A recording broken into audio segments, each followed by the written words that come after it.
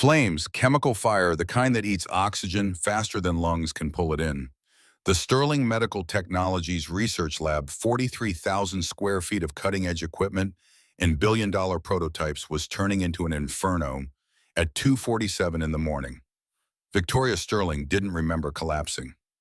One moment she was running diagnostics on the new cardiac valve prototype, the next her vision-blurred lungs, screaming floor, rushing up to meet her face. Smoke inhalation, classic symptom, progression, confusion, weakness, unconsciousness. Her own research notes, the ones she'd reviewed 100 times, flickered through her dying brain. Ironic, really, building devices to save hearts while her own stopped beating. 45 seconds until the oxygen tanks blew. She didn't know that, couldn't know, but James Morrison did.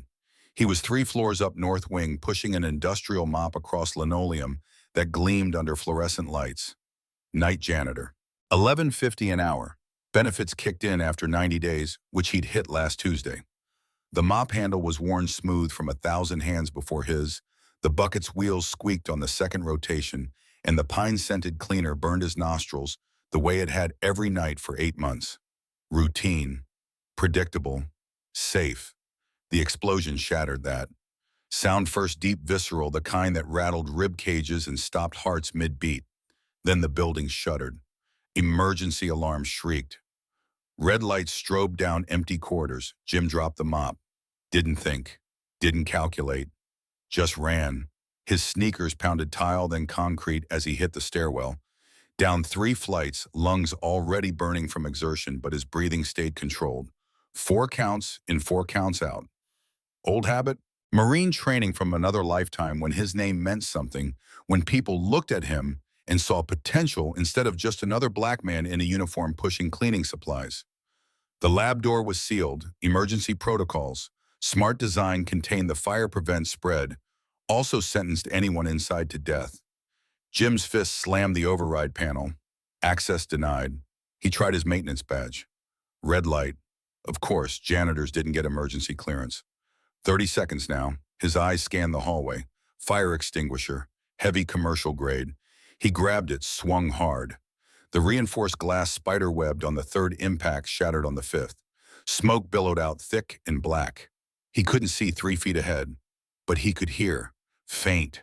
So faint. Breathing. Wrong breathing. Agonal respirations. Someone dying. Jim dropped low below the smoke line and crawled. Heat seared his palms. The uniform shirt, cheap polyester, started to melt against his shoulders. Didn't matter. Forward. Always forward. His hand hit fabric. Designer. Expensive. A woman face down, pulse thready at her carotid. Unconscious. He hooked his arms under her shoulders, started dragging. The oxygen tanks were 20 feet to his right. He couldn't see them through the smoke, but he'd mopped this floor 100 times. Knew the layout, knew they were there, knew they were going to blow. 15 seconds. His legs screamed. She was small, maybe 120, but dead weight pulls different, and the smoke was in his lungs now, making his movements sluggish. The doorway. Had to be close. Had to be. 10 seconds. His shin cracked against the door frame. Good. He rolled, pulling her with him, protecting her head with his hand, even as the motion sent glass shards deeper into his shoulder. 5 seconds. The corridor. He could see the stairwell door. 40 feet. Too far. Jim stood, lifted her in his arms. Firemen's carry proper form weight distributed across his back and shoulders, and sprinted. 3 seconds. The stairwell door. He kicked it open. 2 seconds. Down 3 steps around the landing. 1. The explosion punched through the building. Shockwave hit his back, sent them both tumbling down the remaining stairs. Jim twisted mid-fall, took the impact on his spine, his skull anywhere but her. They landed in a heap on the ground floor landing. His left arm bent wrong. Definitely broken. Shoulder on fire from the glass. But she was breathing. Stronger now. Better. Sirens wailed outside. EMTs would be here in 90 seconds. Maybe less. Jim stood. Swayed. Caught himself against the railing. She was stirring. Eyelids fluttering. Confusion first, then panic. Her hand went to her throat, checking. Alive. Confused. Scared. Their eyes met. Hers were blue. Striking. Even in the emergency lighting, even through the soot on her face. Wide was shock and something else. Recognition. No, couldn't be. They'd never met. Footsteps, heavy boots, firefighters. Jim backed away. She reached for him, hand extended, mouth forming words he couldn't hear it over the alarms. He turned, walked away, disappeared into the chaos. By the time Victoria Sterling woke up in Memorial Hospital 3 hours later, cleaned and bandaged and alive, the only evidence he'd existed was a melted name tag found near the blast site and security footage, too smoke obscured to identify anyone clearly. Jay Morrison, night shift janitor. No phone number on file. Address listed as a P.O. box. Next of kin blank. She stared at that name for 10 minutes before the painkillers dragged her back under. Jay Morrison. The man who saved her life. The man who vanished. She would spend the next 3 days trying to find him. But first she had to survive the discovery that someone had tried to kill her. 3 days earlier, Jim Morrison's alarm went off at 5:47 in the morning because Emma needed to be at school by 7:30, and she took forever getting ready. The apartment 2-bedroom 7th floor of a Bronx walk-up smelled like burnt coffee and the neighbor's cigarette smoke seeping through the walls. Jim sat up. The couch springs groaned under his weight. He'd given Emma the bedroom. Couldn't bear putting his 8-year-old daughter in the living room when she'd already lost so much. Sarah's photo watched him from the side table. Wedding day, her smile, God, that smile used to light up entire rooms, used to make him believe anything was possible. Medical school debt, 100-hour work weeks, the constant pressure to prove he belonged in those pristine white hospitals, where people looked at his black skin first and his Hopkins degree. Second, none of it mattered when Sarah smiled. She'd been gone 8 years, Emma's entire life. Childbirth complications that spiraled from manageable to critical in 90 seconds. Emergency C-section, Sarah's blood pressure dropped. Hospital blamed him, the young trauma surgeon sleep-deprived from a 30-hour shift, who made the call to operate, made him the scapegoat for their inadequate emergency protocols and outdated equipment. Malpractice lawsuit, license suspended. 2 years fighting to clear his name while his savings evaporated and his reputation turned to ash.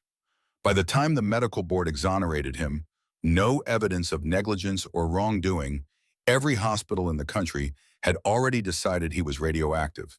347 job applications, 347 rejections, until Memorial Hospital offered him $11.50 an hour to push a mop. He took it. Had to. Emma needed food, needed shelter, needed a father who showed up. The coffee maker gurgled. Jim poured 2 cups, one for him when he'd forget to drink, because he always did. Routine. Every morning, like Sarah was still here to claim hers. Emma emerged from the bedroom at 6:15, dragging her stuffed elephant, hair pointing in 17 directions, sleep still crusted in her eyes. Morning, baby girl. She climbed onto his lap without a word, the way she'd done since she was 3. 8 years old now, getting big, but some mornings she still needed to be small. Jim wrapped his arms around her, felt her heartbeat against his chest. Pancakes, he asked. The smoke detector says no. Fair point. Cereal it is. They ate Lucky Charms at the table that wobbled because one leg was a 1/4 inch short. Emma picked out all the marshmallows first, left the cereal pieces floating in milk. Jim never corrected her. Life was hard enough. Let her have the marshmallows. She had her mother's eyes. Brown, warm, too perceptive. She looked at him now with that expression, the one that said she saw through his careful calm to the exhaustion underneath. You worked late again, Daddy. Hospital needed me for the double shift. You're always tired. I'm always fine. She didn't believe him. 8 years old and already fluent in the language of adult lies. But she let it go the way she always did, because pushing meant conversations neither of them wanted to have. Emma finished her cereal, disappeared into the bathroom. Jim checked his phone. Bank balance $863. Rent due in 4 days, $1,200. Second paycheck from the Sterling medical job wouldn't clear until next Friday. The weekend mechanic gig would cover the gap. Had to. He'd been picking up Saturday shifts at Rodriguez Auto Repair, $40 cash under the table, fixing engines with the same hands that used to piece together shattered organs. His phone buzzed. Text from Maria, the night nurse at Memorial. Mr. Patterson in 304 asking for you again. Says you're the only one who listens. Jim typed back, not a doctor anymore. Call Dr. Hayes. He called you an angel last night. Said you have healing hands. Just hands, Maria. Nothing special. The lies were getting easier. Had to. Every time he helped a patient, checked a pulse, noticed symptoms the doctors missed, offered the kind of care that came from muscle memory, and a decade of training, he risked someone asking questions. Questions led to answers. Answers led to the truth. The truth meant people would know what he'd lost, what he'd been, and he couldn't bear their pity. Better to be invisible, better to be just the janitor who smiled and mopped and vanished into the background. Emma reappeared, dressed, hair tamed into two puffs, ready for school. Jim packed her lunch, peanut butter sandwich, apple slices, juice box, and they headed out. The subway was crowded, bodies pressed together, everyone avoiding eye contact, locked in their own struggles. Emma held his hand, small fingers wrapped around his calloused palm. They didn't talk, didn't need to. This was their time, these 17 minutes between home and school, where the world shrunk to just the two of them. PS 47 was a brick building that had seen better decades. Chain link fence, security guard at the door, metal detectors. Emma kissed his cheek, ran toward her classroom without looking back. Resilient, stronger than he'd ever been at 8. Jim watched until she disappeared inside, then turned back toward the subway. First shift at Memorial started at 9. Sterling Medical night shift started at 7 p.m. He'd have maybe an hour between jobs to grab food and pretend he wasn't running his body into the ground. The train lurched. Jim closed his eyes, tried not to think about the medical journals hidden under his couch, tried not to think about the surgical textbooks he still read when Emma was asleep, desperate to keep his skills from atrophy, tried not to think about the life he'd lost, tried, failed, every single day. Victoria Sterling stood at the floor-to-ceiling window of her penthouse office, 43rd floor, watching Manhattan wake up. From here, the people were insects, the cars toys, everything small and manageable and under control. Inside her chest, her heart raced for no reason. Anxiety, the doctor called it stress-induced, prescribed pills she didn't take, suggested therapy she didn't attend, recommended reducing her workload, which was laughable because Sterling Medical Technologies was hemorrhaging money, and the board meeting in 3 hours would determine whether she kept her company or lost everything. $800 million in valuation. Sounded impressive until you factored in the debt, the failed product launches, the competitors eating their market share. 3 months ago, they'd been the darling of medical tech. Now they were bleeding. Her phone buzzed. Rebecca, her assistant, bless her patient soul, board members arriving. Richard's here early, says he needs to talk. Of course he did. Richard Blake, CFO, ex-fiancé, current thorn in her spine, had been circling for months, smelling blood. On, preparing his move. Tell him I'm in a meeting. You are in a meeting with yourself. He knows you're alone. Victoria sighed. Then I suppose I can't hide. She'd rather have faced the board unprepared than spent 5 minutes with Richard, but avoidance only worked until it didn't. He entered without knocking. Designer suit, perfect hair, smile that had once seemed charming and now just looked predatory. Victoria, you look tired. I look focused. What do you want, Richard? He settled into her chair like he owned it. Maybe he thought he did. Maybe he thought he owned her. I want to help. The board's concerned. The latest product delays the budget, overruns the incident with the FDA recall. They're questioning your leadership. Let them question. I'm trying to protect you. No, you're trying to position yourself as my replacement. There's a difference. His smile tightened. 3 years since she'd ended their engagement, and he still couldn't hide the bitterness. She'd humiliated him, his words, by walking away at the engagement party in front of 200 guests after discovering he'd been sleeping with her former business partner. He'd expected forgiveness. She'd given him a severance package and kept him on as CFO because he was brilliant with numbers, even if he was poison as a human. Mistake. Should have cut him loose. But hindsight was a luxury she couldn't afford. The board votes in 3 hours, Richard continued. I have 5 votes for a leadership review. You have 4. Patterson's the swing. Then I guess I better go convince Patterson. Or you could consider my proposal. Merge your shares with mine, co-CEOs. We run Sterling together. I drop the leadership challenge. Win-win. Victoria laughed, bitter, sharp. You want me to hand you control after you betrayed me? How stupid do you think I am? I think you're desperate, and desperate people make bad decisions. Get out of my office, Richard. He stood, smooth as jacket. 3 hours, Victoria. Make them count. The door clicked shut. Victoria's hands trembled. She pressed them flat against the desk. Breathed. 4 counts in, 4 counts out. Techniques she'd learned from a meditation app she'd downloaded and used exactly twice. Her phone buzzed again. Rebecca, also the lab called. They need you to approve the overnight testing protocol for the cardiac valve prototype. Dr. Chen says it's critical.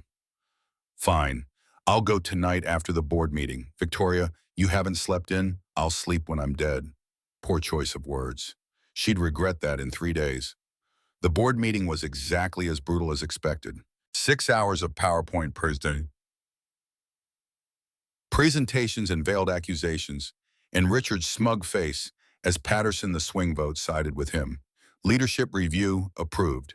6-month timeline. If Victoria didn't turn the company around, increase revenue launch, successful products, regain investor confidence, she'd be removed. She left the conference room without a word, took the elevator down to the parking garage, sat in her Mercedes for 20 minutes forehead against the steering wheel, trying to remember why she'd built this company in the first place. Her mother. Always her mother. Margaret Sterling, dead at 47 from a heart condition that might have been treatable if the medical technology had been better. 12-year-old Victoria had made a promise at that funeral she'd save lives like her mother's. Build devices that worked. Make a difference. 22 years later, she'd built an empire, and somehow lost the mission in the process. Her phone buzzed. Chen from the lab. Mrs. Sterling, we're ready when you are. Valve testing scheduled for 11 p.m. Should take 3 hours. I'll be there at 10. She went home first. The penthouse, 3,200 square feet overlooking Central Park, echoed. Always echoed. Too much space for one person. She'd bought it thinking she'd fill it someday. Husband, kids, family. The things her father had always told her came second to success. Turned out he was right. Success had come. Everything else hadn't. Victoria showered, changed into lab-appropriate clothes, made coffee she didn't drink, stared at her reflection and saw her mother's eyes staring back. Haunted, tired, alone. She arrived at Sterling Medical at 10:43. The building was mostly empty. Security waved her through. Her heels clicked on marble floors, echoing in the silence.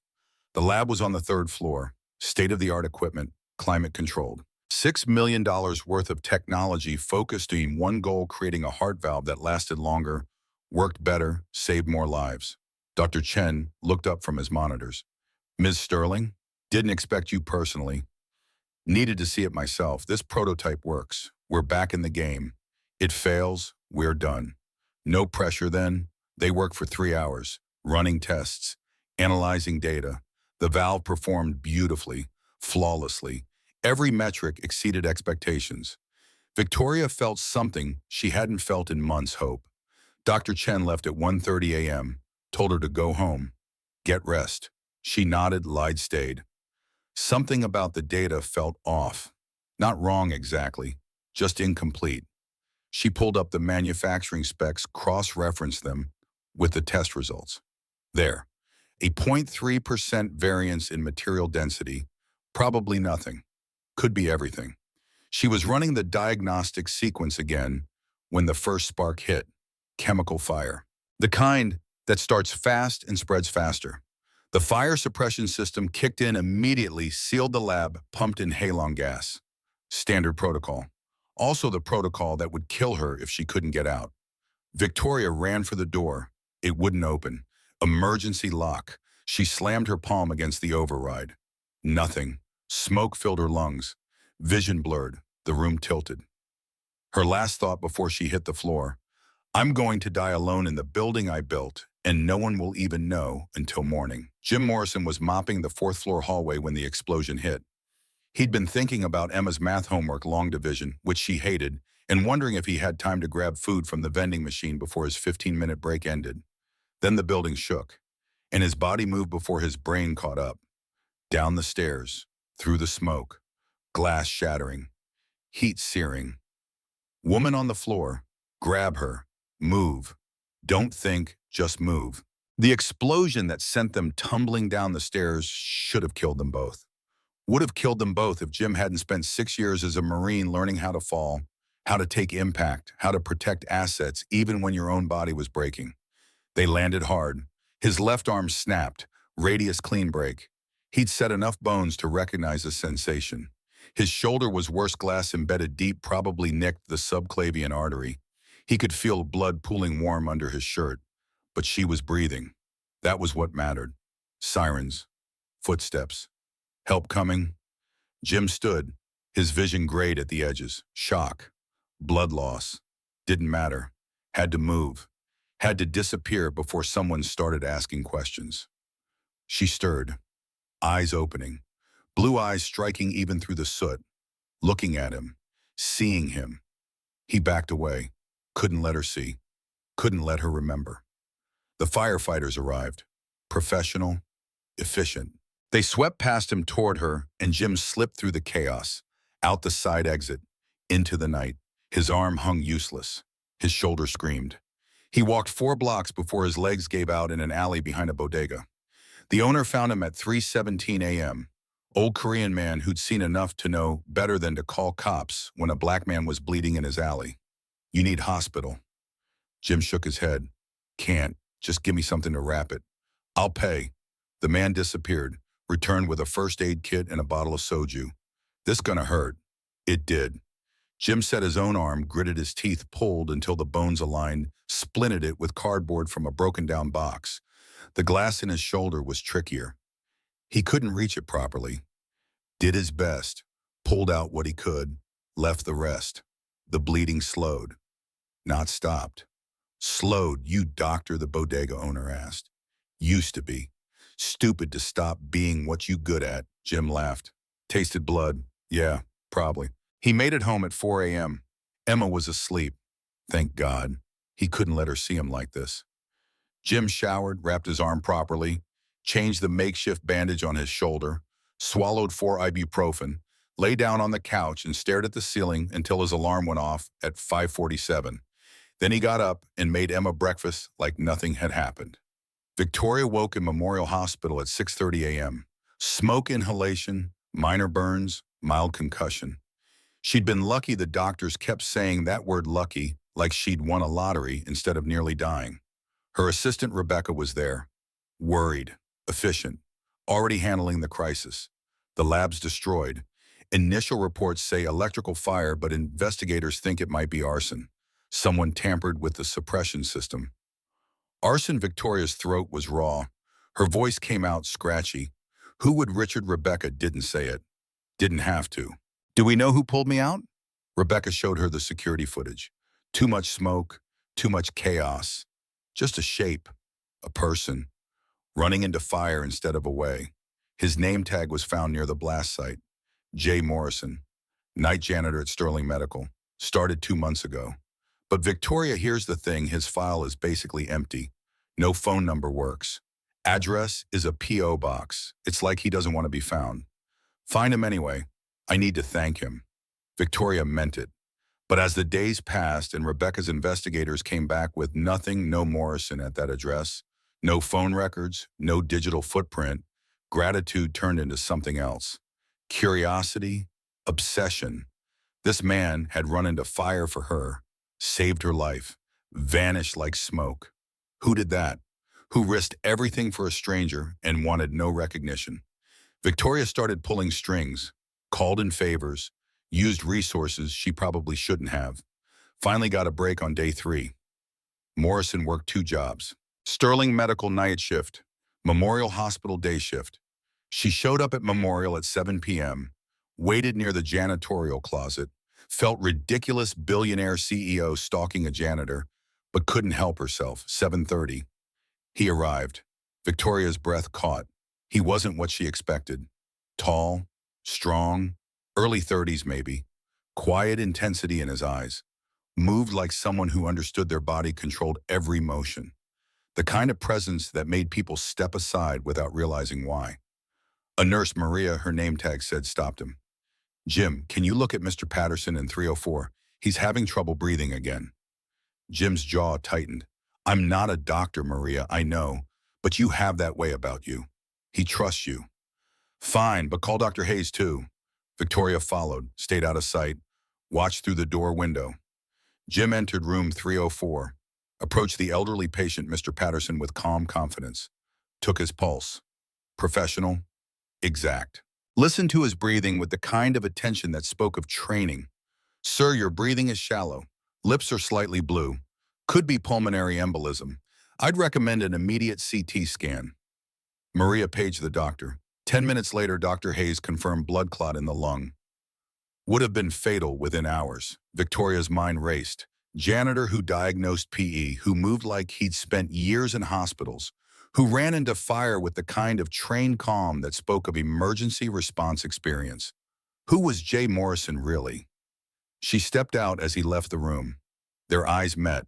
Recognition hit his face. Oh no, Mr. Morrison. Victoria's voice was steadier than she felt. I've been looking for you, Miss Sterling. You shouldn't be here. You should be resting. I needed to thank you. You saved my life. I did my job. Your job is mopping floors, not running into burning buildings. His jaw tightened. Sometimes the job changes. She took a step closer. That patient, you diagnosed him like a doctor. Lucky guess. Victoria didn't buy it. Didn't buy any of it. She opened her mouth to push to ask the questions burning through her. Then her vision tilted. The floor rushed up. Strong arms caught her before she hit tile. Someone call 911. Jim's voice. Distant, professional. No, she's dehydrated and in shock. Delayed response to smoke inhalation. He lifted her. Victoria felt his arms strong, steady, and then nothing as her body decided it was done fighting. She woke on an exam table. IV in her arm, monitors beeping. Jim stood 3 feet away, checking her vitals with practiced efficiency. You're a doctor, she whispered. His hand stilled. Used to be. What happened? Life happened. He finished checking her vitals. You'll be fine in a few hours. Fluids are doing their job. Jim, don't. His voice was gentle, firm. Don't ask questions I can't answer. He turned to leave. Victoria's hand shot out, grabbed his wrist. The motion pulled her IV. Neither of them cared. Please don't disappear again. Something crossed his face. Pain, longing, resignation. I have a daughter, 8 years old. She needs me home. Then let me thank you properly. Dinner, you and your daughter, Miss Sterling Victoria. He met her eyes. She saw walls there, defenses built over years, but underneath something else. Exhaustion, loneliness, the same emptiness she saw in her own mirror. One dinner she pressed. That's all I'm asking. Jim was quiet for a long moment. Then my daughter would like that. She's been drawing pictures of the angel daddy saved. Thinks you must be important. I'm not important. I'm just a person you helped. You're more than that. But he didn't explain. Just wrote an address on a piece of paper. Saturday, 6 p.m. We don't have much, but Emma makes a mean grilled cheese. He left before she could respond. Victoria lay back on the exam table, clutching the paper with his address. Saturday, 6 p.m., 3 days away. She could wait 3 days. The Bronx apartment was exactly what Victoria expected, and nothing like it. Small, worn, but clean, loved. Photos everywhere, a woman beautiful in every frame. The same woman in all of them. Wedding photos, pregnancy photos. One final photo, her holding a newborn, eyes tired but radiant. Emma answered the door.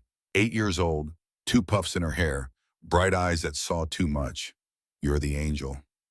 Victoria smiled despite herself. I'm Victoria. You must be Emma. Daddy said you were coming. He's making dinner. It's going to be bad, but we'll pretend it's good because he tries really hard. Emma Jim appeared from the kitchen. Flour on his shirt, apron that said, world's okayest cook. Sorry, she's honest, Victoria laughed. I like honest. Dinner was burnt lasagna and slightly raw garlic bread. It was the best meal Victoria had eaten in months. Emma talked nonstop. About school, about her drawings. About how Daddy was the strongest person in the world, but sometimes cried when he thought she wasn't looking. Jim's face tightened at that. Emma, maybe? It's okay, Daddy. Victoria seems nice. We can tell her things. After dinner, Emma showed Victoria her drawings. Dozens of them.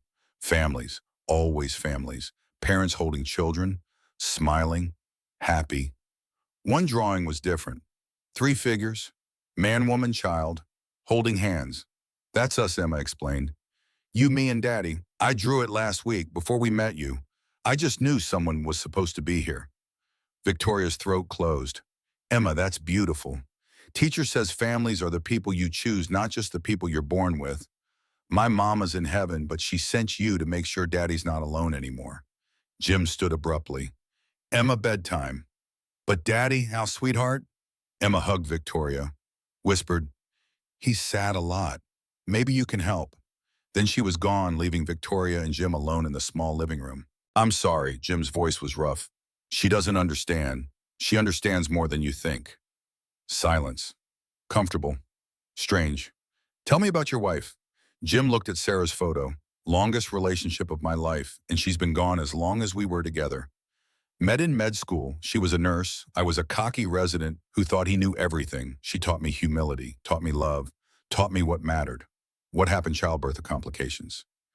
Emergency C-section. I was the surgeon on duty. Things went wrong. Hospital blamed me to avoid a lawsuit. My license got suspended.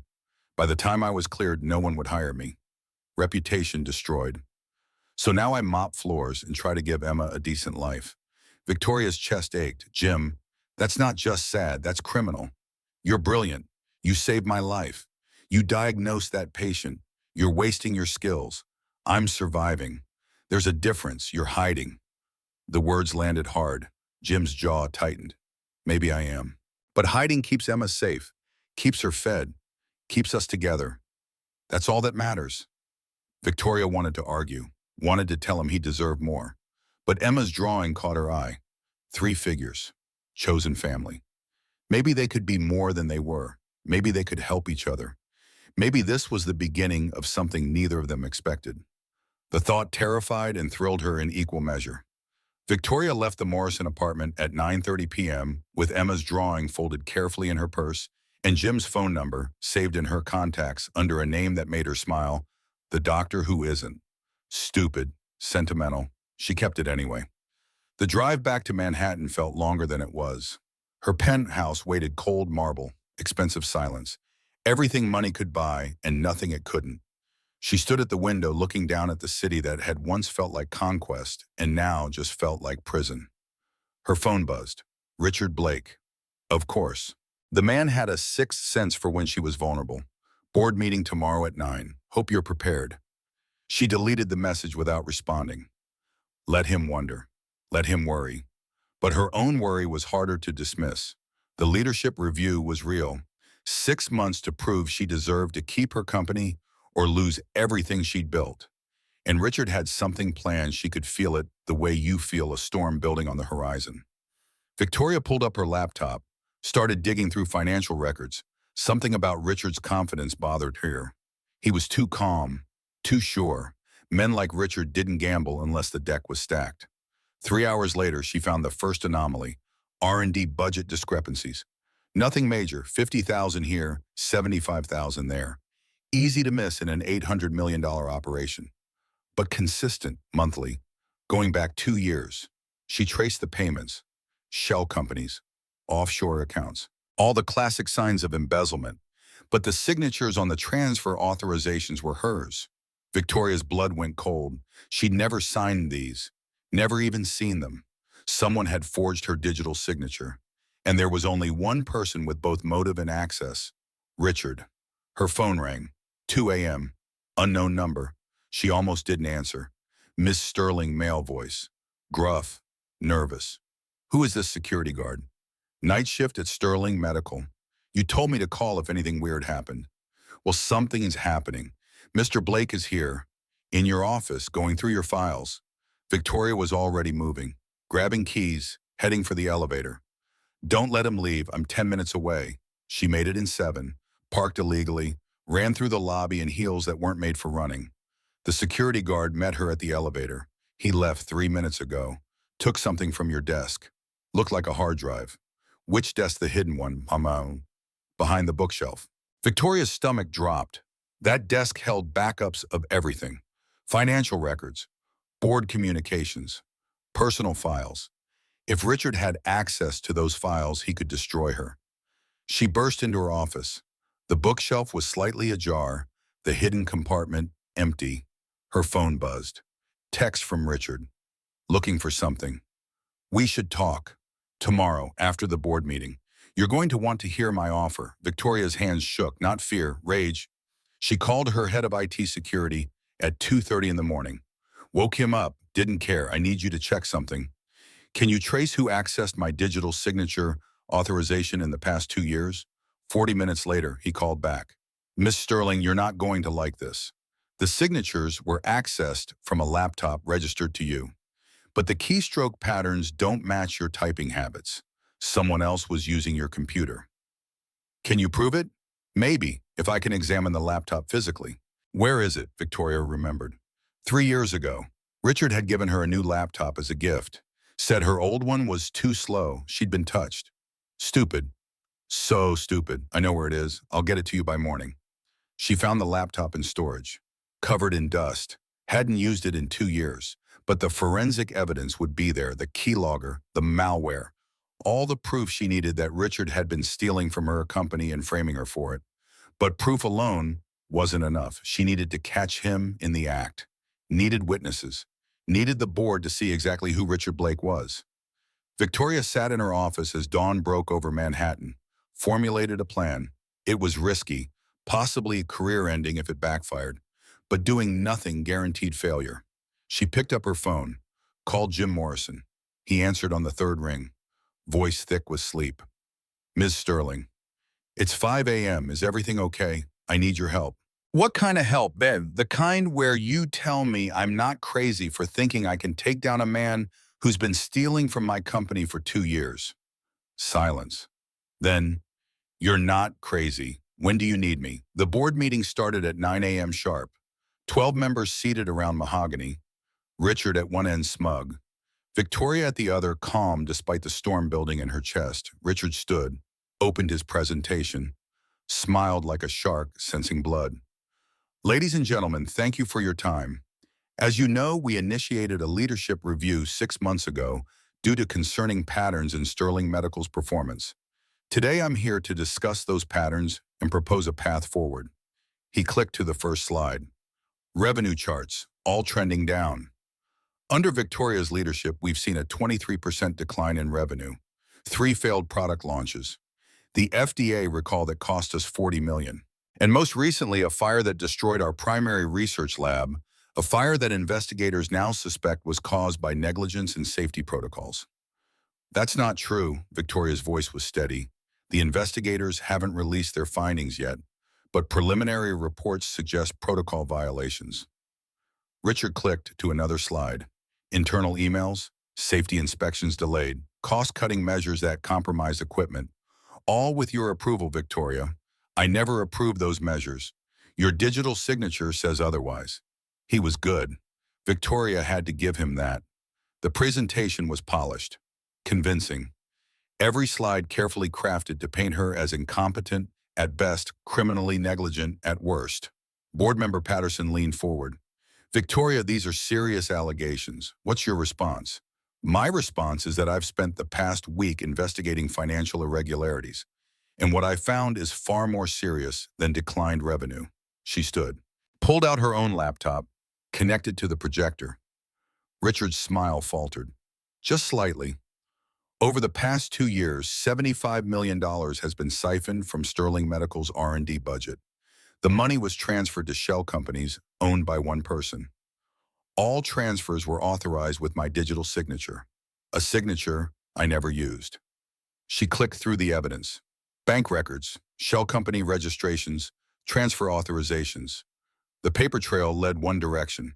Richard stood abruptly. This is absurd. You're fabricating evidence to cover your own failures. Sit down, Richard. Something in Victoria's voice made him pause, made the board lean forward. 3 years ago, you gave me a laptop as a gift. I thought it was kindness. It was surveillance. You installed a keylogger that recorded every password, every keystroke, every security credential I used. Then you used those credentials to forge my digital signature and embezzle $75 million. Vacant them. That's a lie. My head of IT security examined the laptop, found the keylogger, traced the installation to your personal computer. The timestamp shows it was installed before you gave me the laptop. You planned this for years. The room erupted, board members talking over each other. Richard's face went from red to white. She's making this up. Richard's voice cracked. She's desperate. She knows she's losing control, so she's attacking me. Then explain the offshore accounts in your name. Explain the shell companies registered to your home address. Explain why you were in my office at 2 a.m. last night, stealing files from my private desk. Security footage appeared on the screen. Richard entering her office, opening the hidden compartment, taking the hard drive. I was just stealing evidence. Victoria's voice was ice. Or were you planning to destroy it? Richard's lawyer would have told him to shut up. But Richard's ego was bigger than his sense. He couldn't stop himself. You have no idea what you've done. Those files prove nothing. I'll bury you in legal fees. I'll drag your name through every court in the country.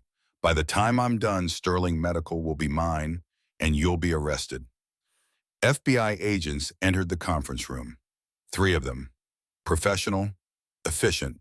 They'd been waiting in the hall. Richard Blake, Agent Morrison, no relation to Jim Victoria, had checked, pulled out handcuffs. You're under arrest for embezzlement, fraud, wire fraud, and conspiracy to commit securities fraud. Richard's face went purple.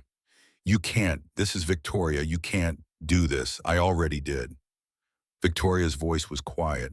You threatened my company, tried to frame me for your crimes. And you know what the worst part is? I would have given you a second chance. I would have let you walk away. But you tried to destroy me, so now I'm destroying you. The agents led Richard out. His shouting echoed down the hallway. Threats, promises of revenge, empty words from a man who'd gambled everything and lost. The board sat in stunned silence. Patterson cleared his throat. Ms. Sterling, this is unexpected. I apologize for the theatrics, but this company was built on integrity. I won't let anyone corrupt that. Now, regarding the leadership review, I assume the evidence speaks for itself. Patterson looked around the table. Saw nods. The leadership review is canceled. Effective immediately. Ms. Sterling retains full authority as CEO. Victoria sat down, hands steady despite the adrenaline crash building. Thank you. Now, if you'll excuse me, I have a company to save. She walked out of that boardroom feeling lighter than she had in months. Richard was gone. The threat was neutralized. Sterling Medical was hers again. But the victory felt hollow without someone to share it with. Victoria pulled out her phone. Texted Jim, crisis averted. Thank you for the advice last night. His response came 30 seconds later. Proud of you. Emma wants to know if you're coming for dinner again. She made you a new drawing. Victoria smiled. Type back, I'd love to. Then she went back to work. Because saving her company meant nothing if she couldn't save the mission that had started it all. Emma Morrison sat in her 3rd grade classroom, supposed to be doing multiplication tables, but instead drawing another family portrait. This one had 4 people. Daddy, her, Victoria, and a shadowy figure with angel wings labeled Mama Sarah watching from heaven. Her teacher, Miss Chen, leaned over. That's beautiful, Emma. Is this your family gonna be? Emma's voice was certain, the way 8-year-olds are certain about things adults have stopped believing. Victoria just doesn't know it yet. Ms. Chen smiled. Sometimes the people we love need time to figure things out. Daddy's scared. Emma put down her crayon. He thinks if he loves Victoria, he's forgetting Mama. But Mama wouldn't want him to be alone. She told me. Your Mama talks to you sometimes. In dreams. She says it's okay to have more than one Mama. That love doesn't run out. You just make more. Ms. Chen's eyes got shiny. Smart Mama. The best. Emma picked up her crayon again. Added hearts around all 4 figures. I'm drawing Victoria into our family so she knows she belongs. Daddy says if you want something, you have to work for it. So I'm working. At that exact moment 3 miles away, Jim Morrison was setting a broken arm for the 10th time in 8 years and wondering when the universe would stop testing him. The patient was 7, fell off monkey bars. Clean fracture, easily fixable, but the ER was backed up and the kid was crying and Jim couldn't just walk away. The mother looked at him with desperate eyes. Please, he's in so much pain. Can't you do something, ma'am? I'm not a doctor. I can't. The boy screamed, high and sharp, the sound that makes parents' hearts stop. Jim made a decision. He'd made it 100 times before, would make it 100 times more. Because some things mattered more than rules, he set the arm. Perfect reduction, splinted it properly. The boy's crying faded to hiccups. The mother grabbed Jim's hand. Thank you. Thank you so much. Are you sure you're not a doctor used to be? Long time ago. You should be again. You're gifted. Jim smiled. Sad. World doesn't always care about gifts. He left before she could ask more questions. Before someone noticed that the janitor had just performed a medical procedure that could get him arrested. His phone buzzed. Text from Victoria, dinner tonight. I have news. Jim stared at the message. Wanted to say yes. Wanted to let himself have something good for once. But Emma's drawing from last week haunted him. 3 figures. Chosen family. What happened when Victoria realized what a mess his life was? What happened when she understood that loving him meant complications she couldn't imagine? He typed back. Emma would love that. 6 p.m. Her response. Perfect. I'll bring wine and actual edible food. Jim laughed despite himself. Looking forward to it, he was. That was the problem. He was looking forward to seeing her. Looking forward to the way she looked at Emma with genuine affection instead of pity. Looking forward to conversations that challenged him instead of reduced him. Looking forward to feeling like a person instead of a janitor. Dangerous territory. The kind that ended in heartbreak. But maybe, just maybe, worth the risk. Victoria showed up at 6 p.m. with grocery bags full of ingredients and a determination to prove she could cook something that didn't require takeout menus. Emma met her at the door wearing an apron and enthusiasm. We're making chicken. Daddy's gonna help, but mostly watch because he sets things on fire. I heard that. Jim emerged from the bedroom, hair still wet from the shower, looking younger without the weight of the day on his shoulders. Victoria's breath caught. He was handsome. She'd noticed before but tried not to notice. Professional distance and all that. But here in his home with his daughter grinning and his guard lowering just slightly, he was beautiful. Stop it, she told herself. Focus on chicken. The cooking lesson was chaos. Emma narrated every step like a TV chef. Jim corrected her technique with the patience of someone who'd taught surgical residents. Victoria burned the first batch of chicken and laughed harder than she had in years. They ate on the couch because the table was covered in Emma's art supplies. The chicken was dry, the vegetables were mushy. It was perfect. After dinner, Emma disappeared into her room to work on homework. Left Jim and Victoria alone with the comfortable silence of people who'd run out of small talk and hadn't yet figured out what came next. Thank you, Victoria's voice was soft, for the advice last night about the board meeting. You didn't need my advice. You knew what to do. I needed someone to tell me I wasn't crazy, that standing up to Richard was worth the risk. Jim studied her. You've never had that, have you? Someone to tell you you're not crazy. My mother died when I was 12. My father was distant, built an empire but forgot to build a family. I learned early that success meant being alone. Being alone isn't the same as being lonely. No, but sometimes it leads there anyway. The air between them shifted, charged. Victoria felt it in her chest that pulled towards something she'd spent years avoiding. Connection. Real connection. The kind that required vulnerability. Jim leaned forward, elbows on his knees. Can I tell you something? Always. When Sarah died, I promised myself I'd never let Emma feel what I felt. That abandonment, that loss. So I became everything for her, father, mother, provider, protector. And somewhere in that process, I forgot I was allowed to be just Jim. Just a person who wanted things. What do you want? His eyes met hers, honest, raw. I want to practice medicine again. I want to use my skills to save lives instead of mopping floors and pretending I'm content. I want Emma to be proud of me. And he stopped, jaw tightening. What I want to stop being afraid that letting someone in means I'm betraying Sarah's memory. Victoria's hand found his, squeezed. You're not betraying her. You're honoring her by living. How do you know? Because that's what love is, wanting the people you love to be happy, even after you're gone. Emma's voice cut through the moment. Daddy, Victoria. Come see. They stood, walked to Emma's room. She'd hung her latest drawing on the wall. 4 figures. Jim, Emma, Victoria, and Sarah's angel watching over them all. See, Emma's voice was proud. We're all family, even Mama, because love doesn't go away. It just makes room for more. Jim's eyes filled with tears. He didn't hide them. Victoria's throat closed. She reached for Emma, pulled her into a hug. You're a very wise little girl. I know, Emma hugged back. That's why you should listen to me about Daddy. He needs someone to take care of him because he's bad at taking care of himself. Emma, it's true, Daddy. You work too much and sleep too little, and you're sad when you think I'm not looking. But Victoria makes you smile, real smiles, so I think you should keep her. Victoria laughed through tears. I think that's up to your dad. Jim looked at her. Really looked. Like he was seeing her for the first time.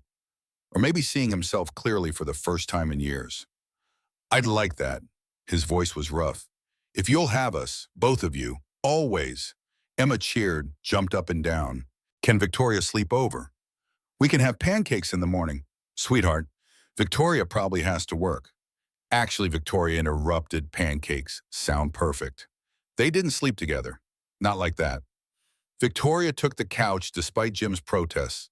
Emma brought her extra blankets and a stuffed elephant named Mr. Trunksworth, who was very good at keeping nightmares away. Victoria lay in the dark listening to the sounds of the apartment. Jim putting Emma to bed, the soft murmur of their prayers, Emma thanking God for Daddy and Victoria and Mama Sarah and Mr. Trunksworth. Jim's footsteps in the hallway, the creak of his bedroom door, then silence. Victoria checked her phone. Midnight, she should sleep. Long day tomorrow. Board follow-up, press releases about Richard's arrest, damage control, the usual corporate crisis management. But her mind wouldn't settle. She got up, walked to the kitchen for water, found Jim already there staring out the window at the Bronx skyline. Can't sleep, she asked. Never can after emotional days. You same. They stood side by side, not touching. The space between them felt both vast and negligible. I'm scared, Jim's voice was barely audible. Of this, of us, of what it means, me too. What if I'm not enough? What if you wake up one day and realize you're a billionaire CEO dating a janitor and the optics are terrible in Jim? Victoria turned to face him. I don't care about optics. I care about you, about Emma, about the way you see people for who they are instead of what they can do for you, about the way you save lives even when no one's watching, about the way you love your daughter with everything you have. That's not enough. That's everything. I have nothing to offer you. No wealth, no status. No, you have integrity. You have skill that could change medicine. You have love. And you have a daughter who already decided I'm part of this family. That's more than I've ever had. Jim's hand cupped her face. Gentle, tentative, like he was afraid she'd disappear. She didn't disappear. She leaned into the touch. Their first kiss was soft, careful. Testing boundaries neither of them was sure existed. Then deeper, urgent, years of loneliness melting into something that felt dangerously close to hope. They broke apart, foreheads together, breathing ragged. This is crazy. Jim's voice shook. You're human, just human. Like you, what about Richard? What about the press? What about... We'll figure it out. Together. Together, Jim tested the word. Liked the sound. Okay. Together, they stood in the kitchen until dawn painted the sky purple and gold. Didn't sleep, didn't need to, just existed in the space where two broken people decided to try being whole. 3 days later, Emma Morrison woke up at 2 a.m. with a fever that made her skin burn and her breathing come in shallow gasps. Jim knew immediately something was wrong. Father's instinct. He was on his feet before he was fully awake, rushing to her room. Emma lay in bed, face-flushed, eyes glazed. Daddy, can't breathe. Jim checked her throat. Swollen, severely swollen. Epiglottitis, life-threatening infection.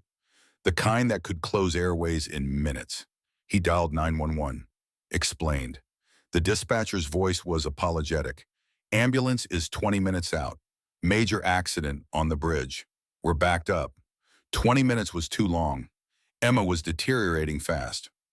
Jim made a decision. The kind of decision that would cost him everything or save his daughter. No middle ground. He grabbed his medical kit, the one he'd kept hidden for 8 years, the one he swore he'd never use. Laid out instruments on Emma's bedside table. Baby, I need you to stay very calm.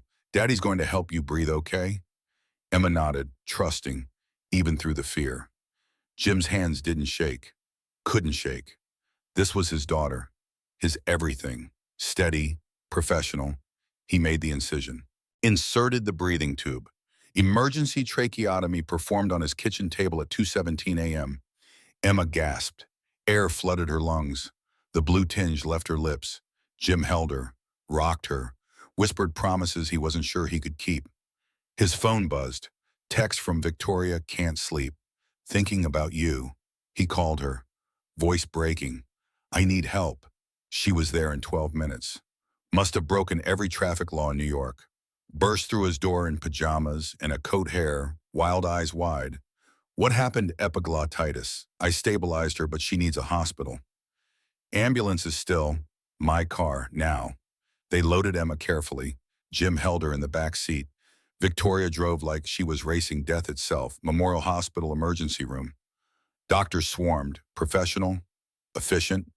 They stabilized Emma further, moved her to ICU, told Jim she'd be fine.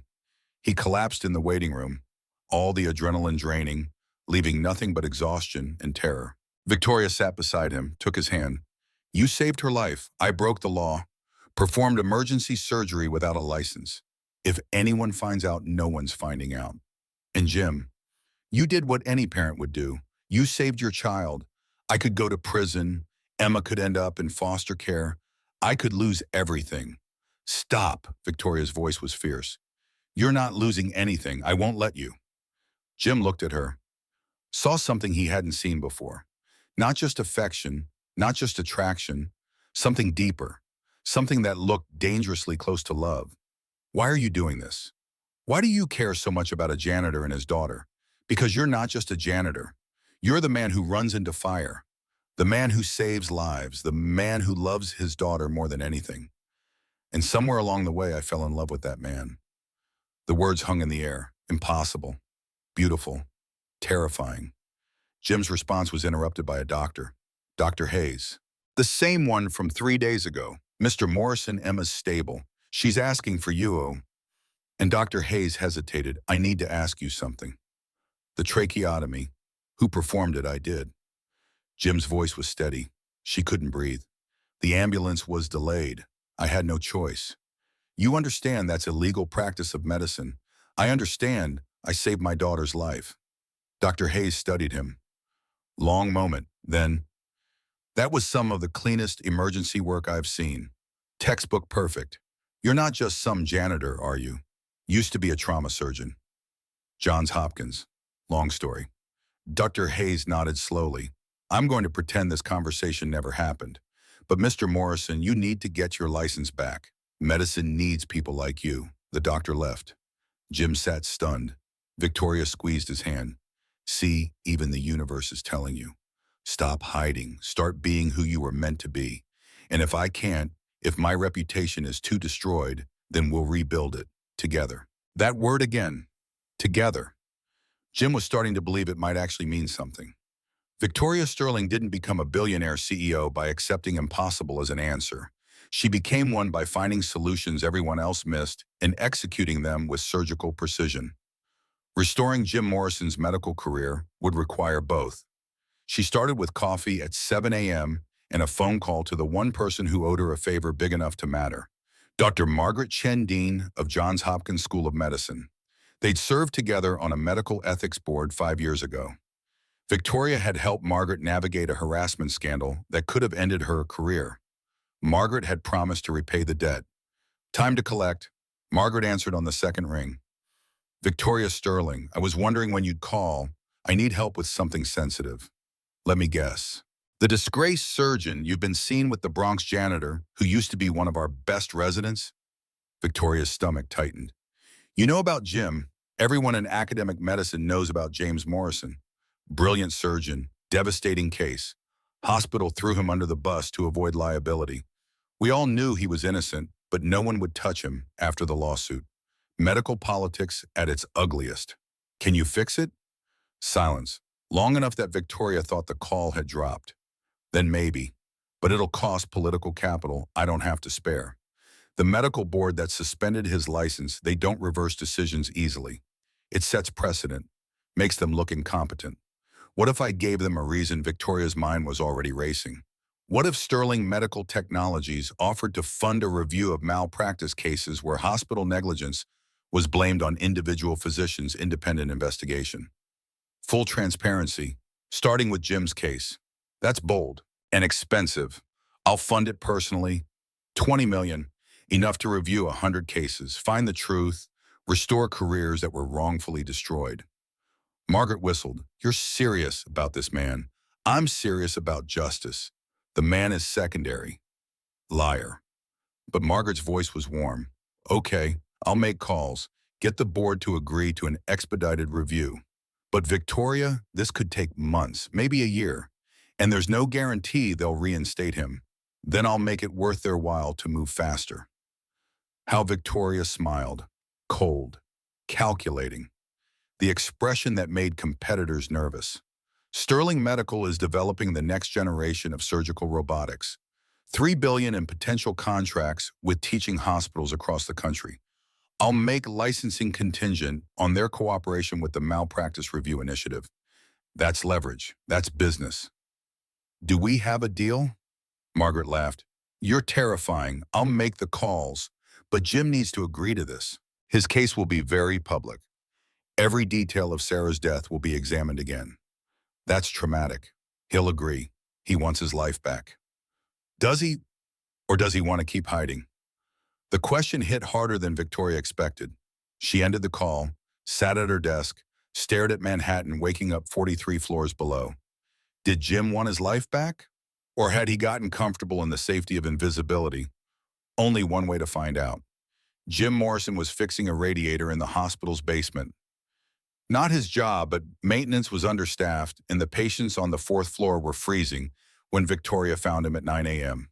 She stood in the doorway, expensive coat over business clothes, looking wildly out of place among the pipes and boilers. We need to talk. Jim wiped grease from his hands. About your future, your license, getting you back to being a doctor. Victoria, I told you why I talked to Johns Hopkins. They'll initiate an expedited review of your case. Independent investigation. Full exoneration on record. You could have your license back in 6 months. Jim's wrench clattered to the floor. 6 months. Maybe less if we push. But Jim, it means everything goes public. Sarah's death, the lawsuit, every detail. The press will dig into your life. Emma will see things. Are you ready for that? Jim leaned against the wall, closed his eyes. He'd spent 8 years building walls around the past, keeping Emma safe from the details of how her mother died, protecting himself from reliving the worst day of his life. Now Victoria was asking him to tear it all down. I don't know if I can do that again. His voice was barely audible. Go through it all again. Watch them dissect every decision I made, every second of Sarah's death. I barely survived it the first time. Victoria stepped closer, took his hands, still greasy. She didn't care. You won't be alone this time. You have me. You have Emma. You have people who believe in you. What if they find something? What if there was something I missed? Some detail that proves it was my fault after all? Then we deal with it. But Jim, I've read the case files, all of them. You did everything right. The hospital's equipment failed. Their protocols failed. You didn't. The only mistake you made was being the youngest surgeon in the room when everything went wrong. Jim opened his eyes, looked at her, really looked, saw belief there, the kind he hadn't seen in his own mirror for 8 years. Why are you doing this? Because watching you waste your gift makes me angry. Because Emma deserves a father who isn't hiding. Because Victoria's voice caught because I love you. And I want to build a life with you, a real life, not one where you're pretending to be less than you are. The words hung between them. First time either had said it clearly. No hedging, no qualifications. Jim pulled her close, kissed her like she was the only solid thing in a tilting world. When they broke apart, his decision was made. Okay, let's do it. Get my license back. Face the past. Whatever it takes. Victoria smiled, fierce, proud. That's my surgeon. Emma Morrison recovered quickly. Kids were resilient that way. 3 days in the hospital, then released with antibiotics and instructions to rest. Jim took a week off work. Both jobs. Didn't care about the money. Emma came first. Always. Victoria visited every day, brought food, brought company, brought Emma art supplies and Jim medical journals. He pretended he wasn't desperate to read. On day 5, Emma was well enough to be bored. Dangerous territory. She cornered Victoria in the kitchen. "Are you going to marry my daddy?" Victoria nearly dropped the coffee she was pouring. "Emma, that's because you should. He loves you, I can tell. And you love him. I can tell that too. And love means family. So you should get married and then we can all live together and be happy. It's not that simple, sweetheart." Why not grown-ups always say things aren't simple when they're scared? But love is simple. You either love someone or you don't. And you do. "So what's the problem?" Victoria knelt down. Met Emma's eyes. "Your daddy and I are from very different worlds. I have money and a company and a life that's complicated. He has you and his work and his past. Sometimes those things don't fit together easily. My mama used to say that anything worth having is worth working for." Emma's voice was matter of fact. "So if you love daddy, work for it. Don't let the hard stuff win." Victoria hugged her. "When did you get so wise? I'm 8. I know everything." That afternoon, Child Protective Services showed up at PS 47 asking questions about Emma Morrison.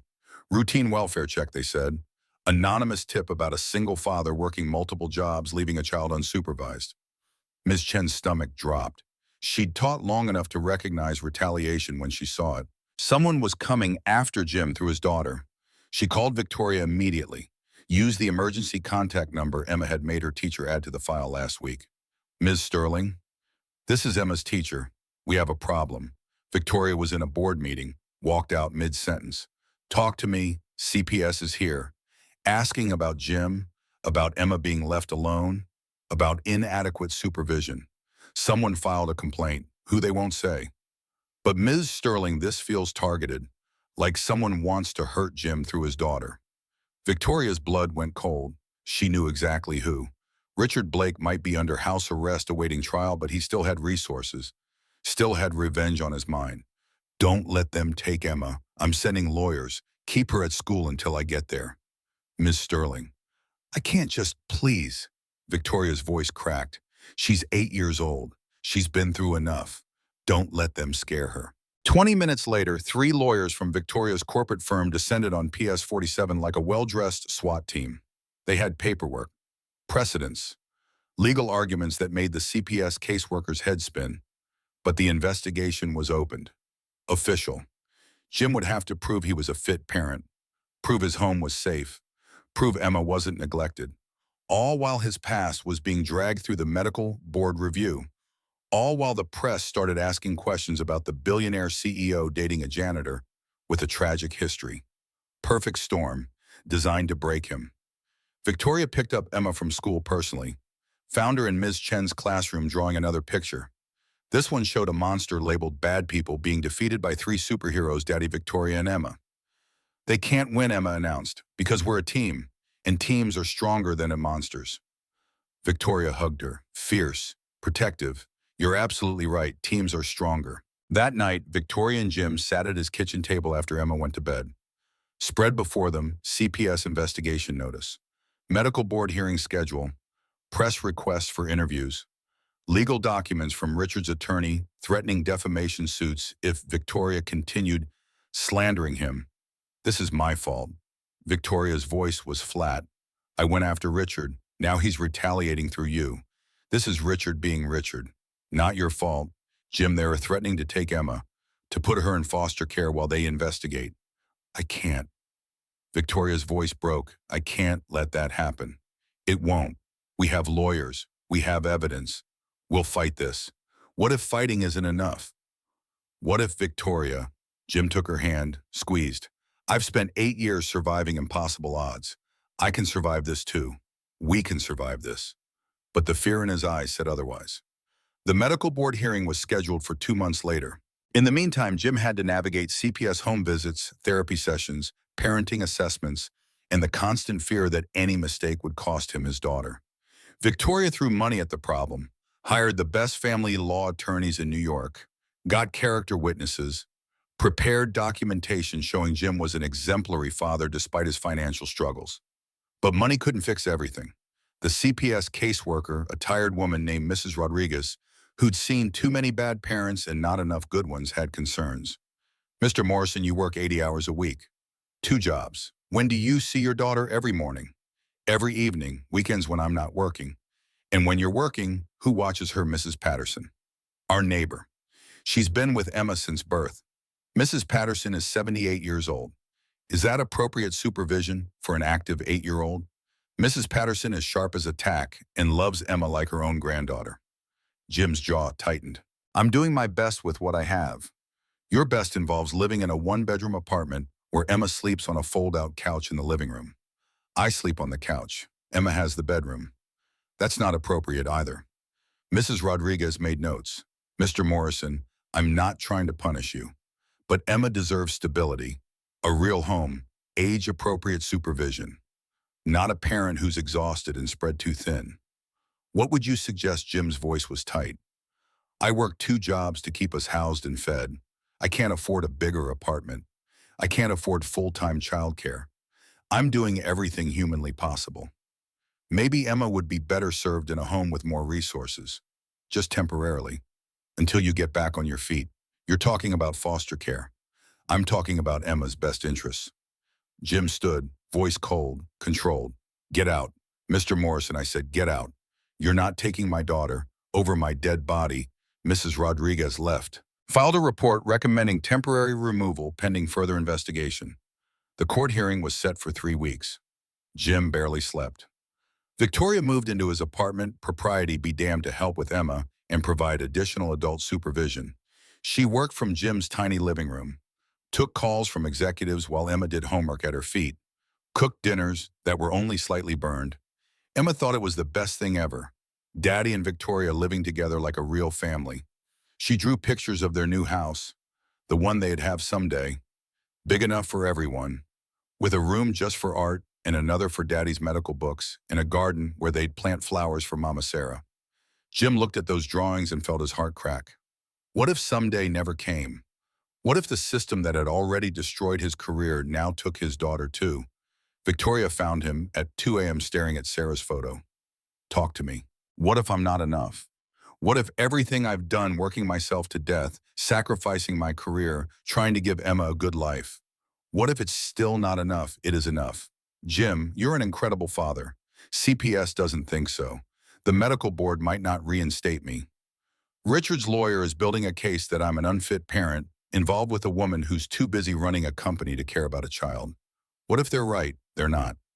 Victoria knelt in front of him, took his face in her hands. You love Emma more than anything. That's what matters. Not money, not square footage. Love. Love doesn't keep CPS from taking her. No, but a stable home does. Financial security does. And Jim, I can give you that. I won't take your money. Jim pulled away. I won't be the guy who dates a billionaire for her resources. I'm not offering money. Victoria's voice was steady. I'm offering partnership, marriage, a real life together. Move into my penthouse. Let me help provide for Emma. Let us be a family officially instead of pretending we're not already there. Jim stared at her. You're proposing I'm offering a solution? That's the least romantic proposal in history. Victoria laughed, nervous. Probably. But Jim, I love you. I love Emma. I want to build a life with you, not because you need saving, because I need you. Because coming home to this tiny apartment with burnt dinners and Emma's drawings is the happiest I've been in my entire life. Because you make me want to be better. And I hope I do the same for you. Jim's throat closed. You do. God, Victoria, you do. But marriage to solve a CPS investigation. That's smart logical. Exactly what we both want anyway, but are too scared to admit. What about the press? You're bored. They'll say I'm using you. Let them. I don't care, do you? Jim looked at her. Really looked. Saw the woman who'd walked into fire for him, who'd fought Richard Blake and won, who sat on his couch doing billion-dollar deals while Emma braided her hair, who'd given him back the belief that maybe, just maybe, he deserved good things. Ask me properly. What Victoria Sterling, you're brilliant and terrifying, and you cook like you're trying to commit arson. But you're also the best thing that's ever happened to me besides Emma. So if you're going to propose, do it right. I'm traditional that way.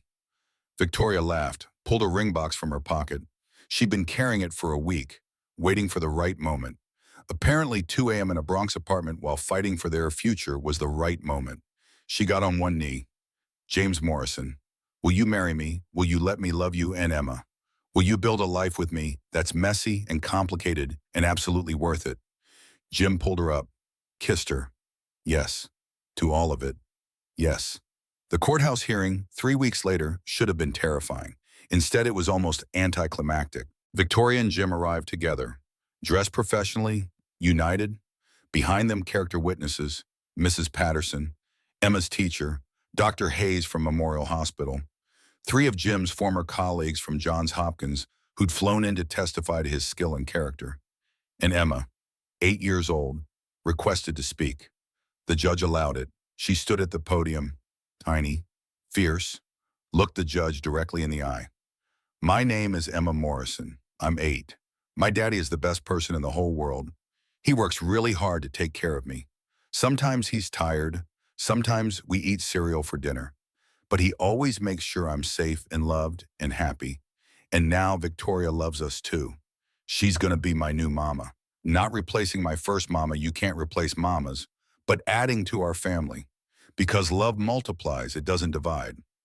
The courtroom was silent. Emma continued. Mrs. Rodriguez said Daddy doesn't have enough money or a big enough house. But you know what? Love is more important than money. And we have so much love. So please don't take me away from my daddy. Because he's the best daddy ever. And I'm the luckiest girl ever. And if you take me away, you'll make both of us sad. And there's already too much sad in the world. She sat down. Jim's eyes were wet. Victoria gripped his hand. The judge reviewed the documents, the character testimonies, the evidence of Jim's parenting, the engagement announcement Victoria had made it official, that morning press release and all. Mr. Morrison, the judge's voice was neutral. You've had a difficult few years. Yes, Your Honor. But the evidence shows you're a devoted father. Emma is healthy, well-adjusted, thriving academically. The concerns raised by CPS, while understandable given your financial constraints, do not rise to the level of neglect or abuse. The case is dismissed. However, Jim's heart stopped. However, I strongly encourage you to accept help when it's offered. Your fiancé has resources. Use them. Pride is admirable, but not when it compromises your daughter's well-being. Jim nodded, couldn't speak. Case dismissed. The gavel fell. Emma cheered, launched herself at Jim. He caught her, held her, felt 8 years of fear finally release. Victoria wrapped her arms around both of them. Family, real family, official. The medical board hearing was 2 weeks later. More formal, more intimidating. A panel of 12 physicians who would determine whether James Morrison's medical license would be reinstated. The proceedings took 8 hours. Testimony from the hospital where Sarah died. Expert witnesses analyzing every decision Jim made during the emergency. Character testimonies from colleagues. Victoria sat in the gallery, silent, supportive. Jim answered every question, relived every moment of the worst day of his life, explained his reasoning, defended his choices, accepted responsibility for the outcome, even as the evidence proved he'd done everything correctly. The hospital had failed. Equipment malfunction, inadequate staffing, outdated protocols. Not Jim, never Jim.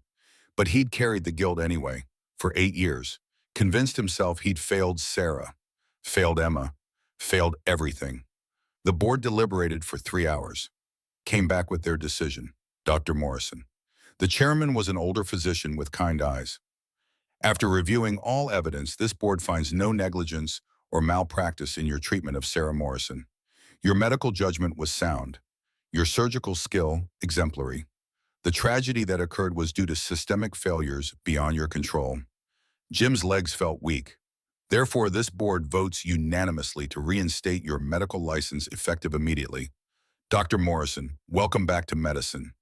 The room erupted. Applause. Victoria's eyes streamed tears. Emma, allowed to watch the final verdict, screamed with joy. Jim sat stunned. 8 years. 8 years of believing he'd failed. 8 years of penance and hiding and surviving. Finally over, Dr. Margaret Chen approached him after, the Hopkins dean who'd made this possible. Dr. Morrison, I have a proposal. Johns Hopkins is opening a new trauma center. We need a director, someone brilliant, someone who understands loss and resilience, someone who can train the next generation to be better than we were. She handed him a folder. Job offer. Salary that made his head spin.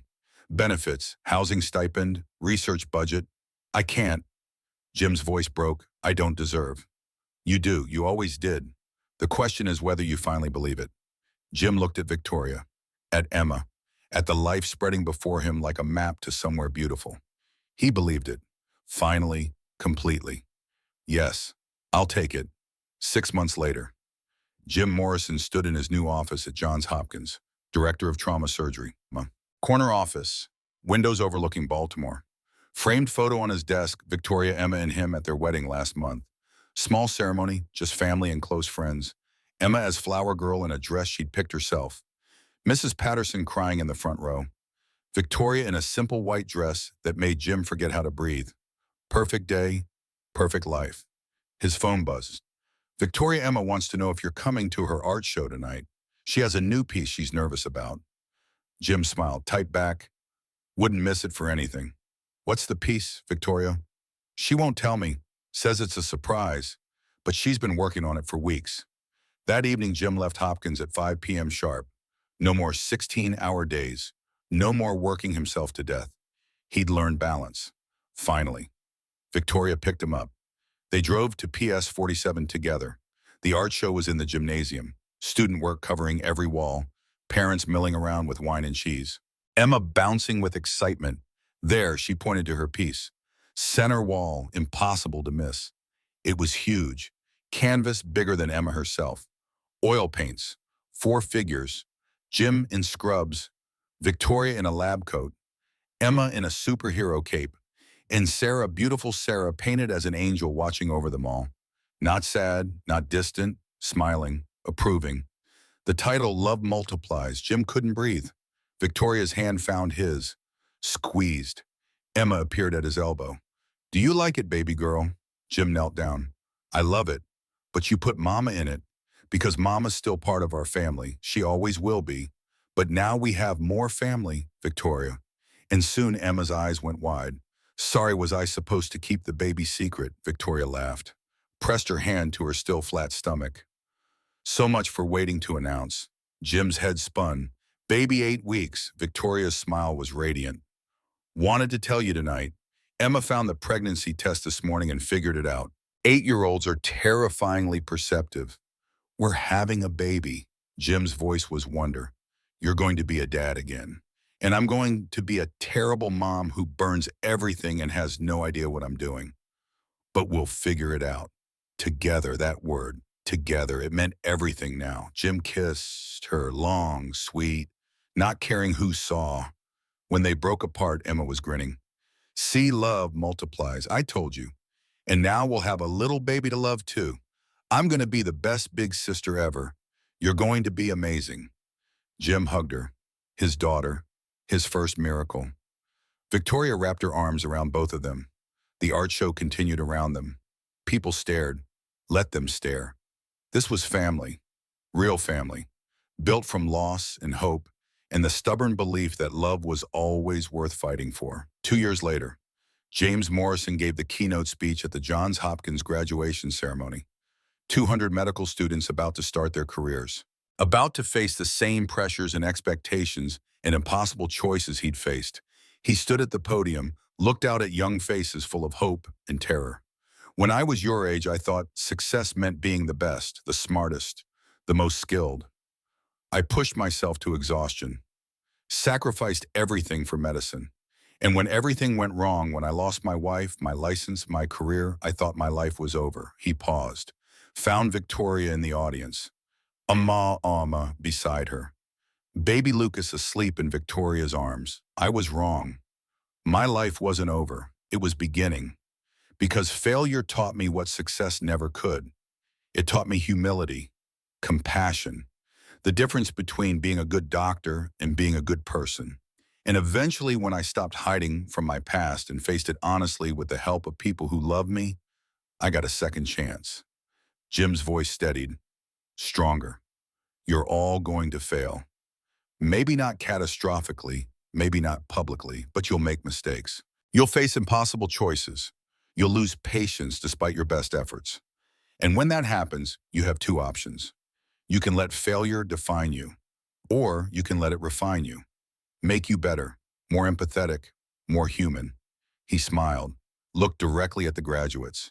Choose human, choose humility, choose love alongside skill. Because medicine isn't just about saving lives, it's about honoring them.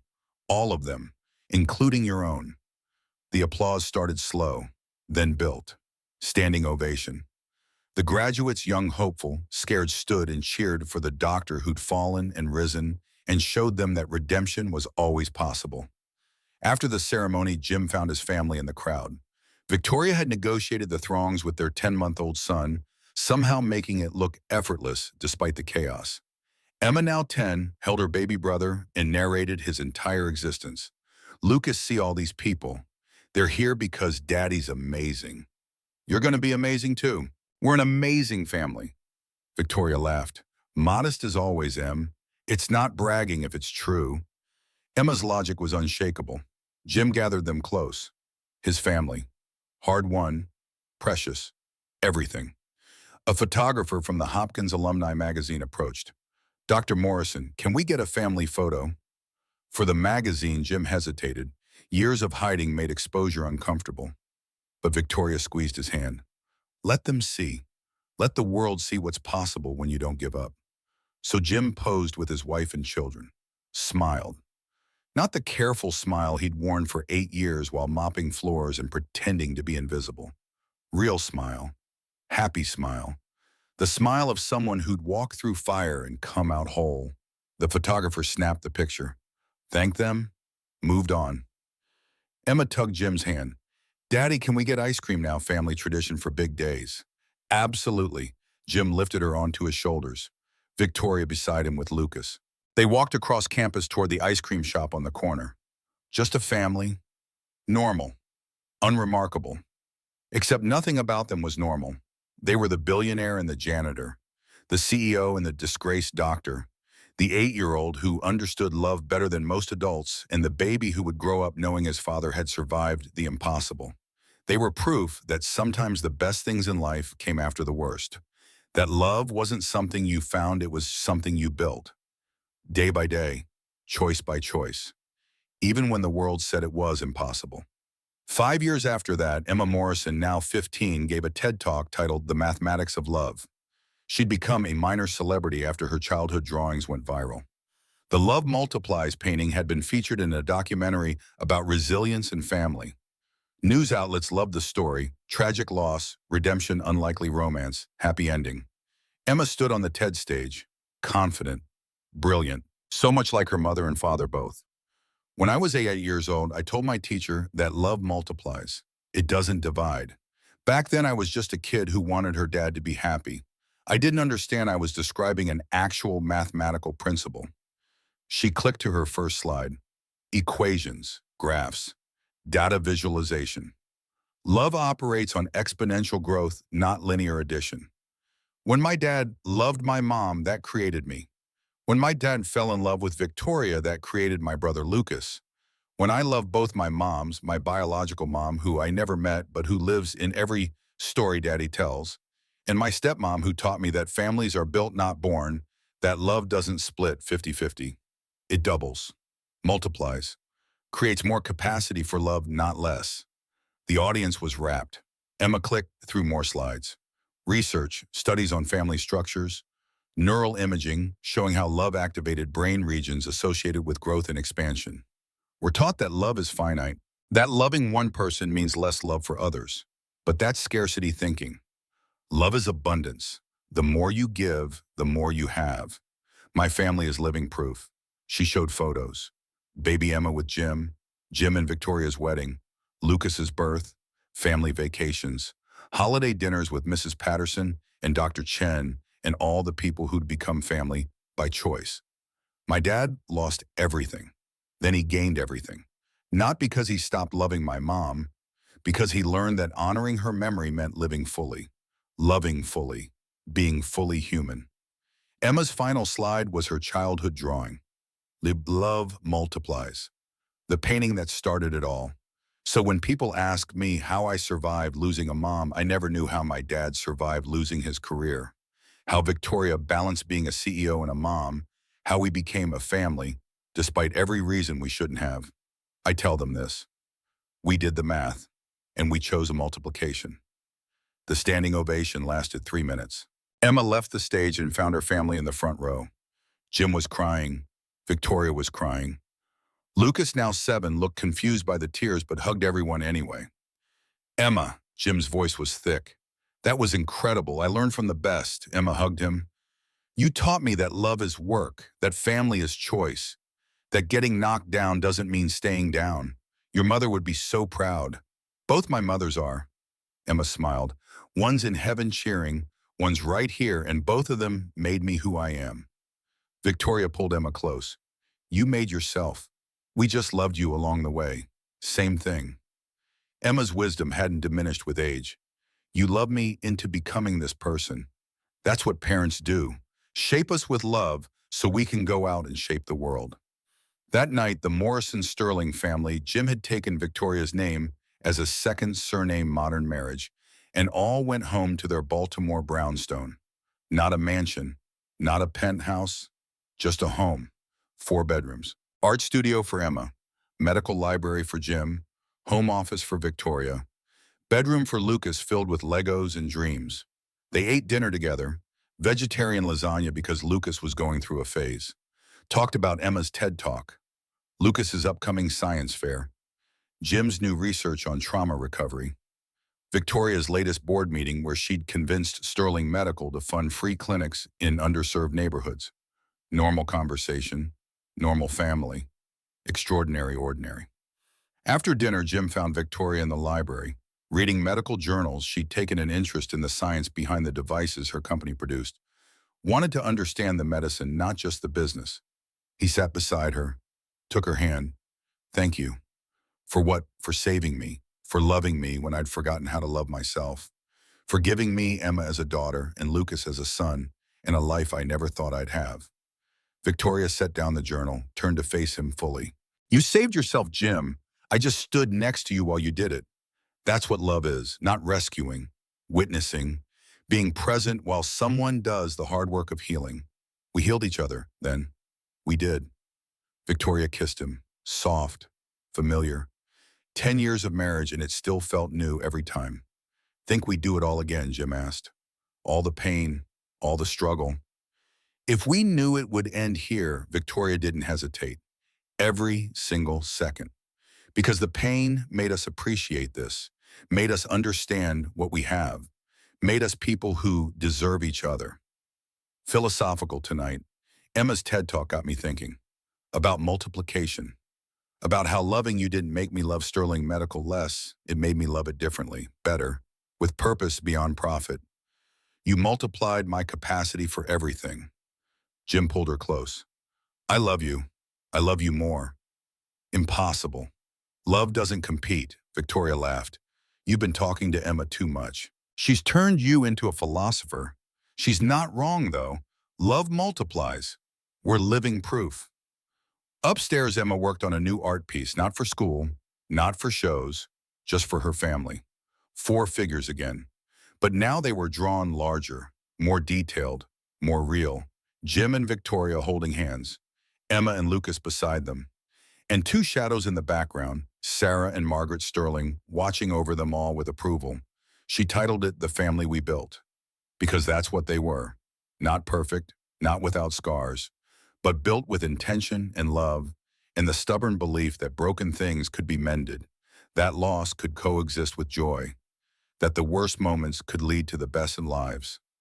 Emma signed her name, dated it, added a small note in the corner, for Daddy who taught me that love is stronger than loss, for Victoria who taught me that family is choice, for Lucas who will grow up knowing he was wanted, for Mama Sarah who I never met but who loved me first, and for everyone who needs to know it gets better, not easier, better, and that's enough.